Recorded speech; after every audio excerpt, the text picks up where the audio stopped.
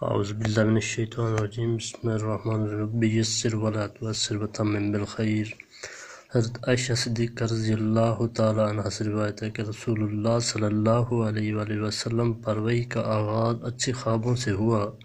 آپ صلی اللہ علیہ وسلم جو خواب دیکھتے وہ بیداری میں صبح کی روشنی کی طرح نمودار ہوتا۔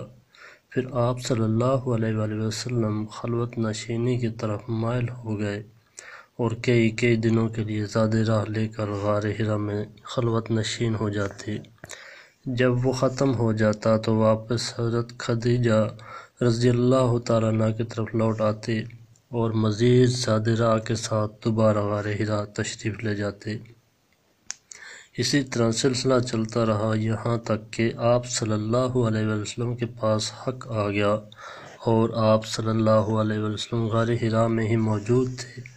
آپ صلی اللہ علیہ وسلم کے پاس فرشتہ آیا تو اس نے کہا پڑھو۔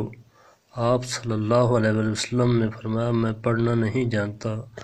آپ صلی اللہ علیہ وسلم فرماتے ہیں کہ پھر فرشتہ جبرائیل نے پکڑ کر مجھے اتنے زور سے دبایا کہ میری طاقت جواب دے گئی۔ پھر مجھ کو چھوڑ دیا اور کہا پڑھو۔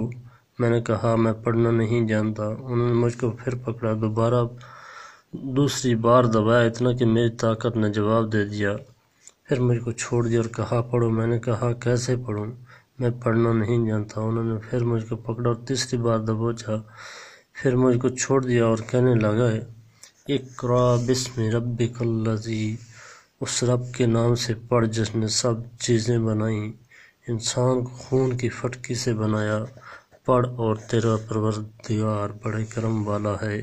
اس کے بعد آپ صلی اللہ علیہ وسلم پر خوف کی کیفیت طاری ہو گئی اور آپ صلی اللہ علیہ وسلم حضرت خدیجہ بنت خویلد رضی اللہ عنہ کے پاس تشریف لے آئے اور فرمانے لگے مجھ کو کپڑا اڑا دو، کپڑا اڑا دو۔ لوگوں نے آپ صلی اللہ علیہ وسلم کو کپڑا اڑا دیا۔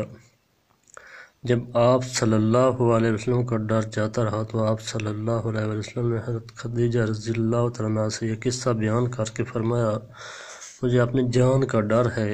حضرت خدیجہ رضی اللہ عنہ نے آپ صلی اللہ علیہ وآلہ وسلم کو تسلی دی کہ قسم اللہ کی، اللہ آپ صلی اللہ علیہ وسلم کو کبھی رسوا نہیں کرے گا، کیونکہ آپ تو صلہ رحمی کرتے ہیں، کمزوروں کا بوجھ اٹھاتے ہیں، غریبوں کی گما کر دیتے ہیں، مہمان نواز ہیں اور مشکل میں حق کا ساتھ دیتے ہیں۔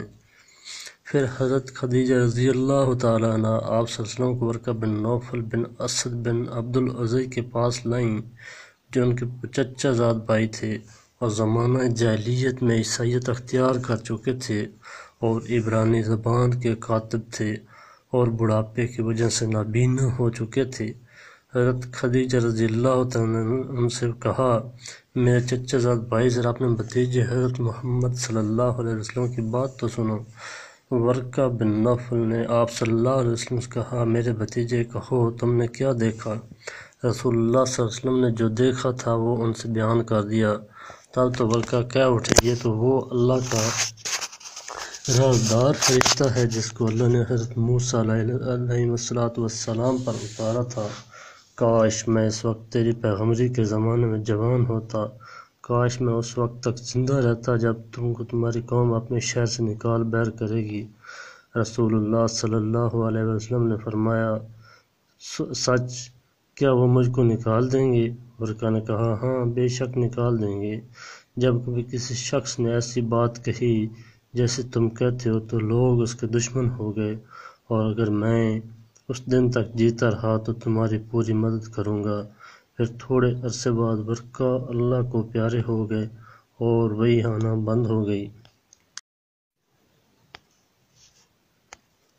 Narrated to us Yahya bin Bukair, who said narrated to us Allah from on the authority of Ukail from the Shahab, from Urwa bin Zubair, from on the authority of Aisha radiallahu ta'ala, mother of the believers, who said, the commencement of the divine inspiration to Allah's apostle was in the form of good dreams which came true like bright daylight, and then the love of seclusion was bestowed upon him. He used to go and seclusion in the cave of Hira, where he used to worship Allah alone consciously for many days before his desire to see his family.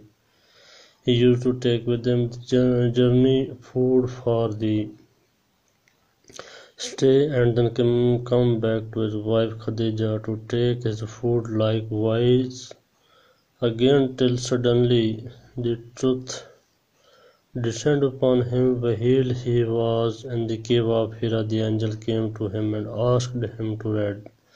The Prophet replied, I do not know how to read. The Prophet added, the angel caught me forcefully and pressed me hard that I could not bear it any more. He then released me and again asked me to read, and I replied, I do not know how to read. Thereupon he caught me again and pressed me a second time till I could not bear it any more. He then released me and again asked me to read, but again I replied, do not know how to read, or what shall I read? Thereupon he caught me for the third time and pressed me and then released me and said, read in the name of the Lord who has created all that exists, has created man for his Lord. Read, and your Lord is the most generous. Then Allah Apostle returned with the inspiration and with his heart beating severely. Then he went to Khadija bint Khuwailid and said, cover me, cover me. They covered him till his fear was over, and after that he told her everything that had happened and said, I fear that something may happen to me. Khadija replied, never, by Allah, Allah will never disgrace you.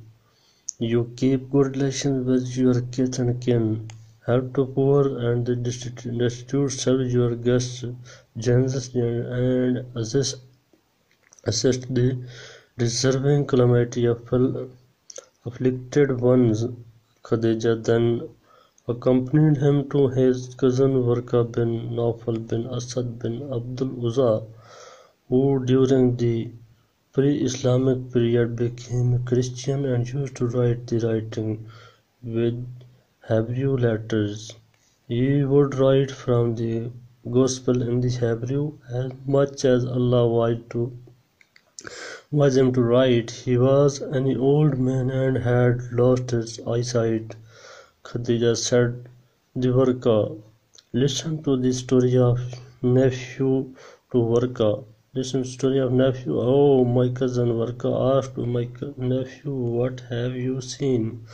Allah's apostle described whatever he had seen.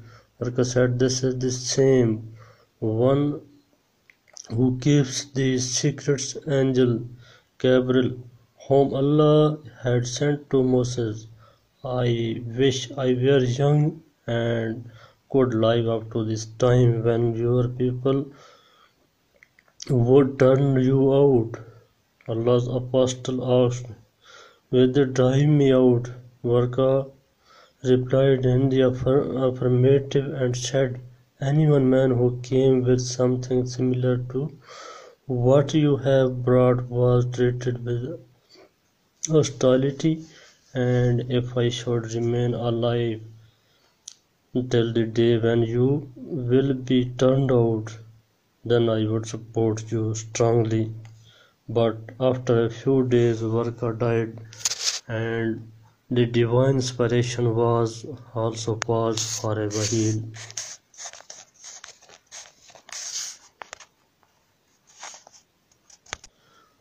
God bless you all, my Muslim brothers. Assalamu alaikum.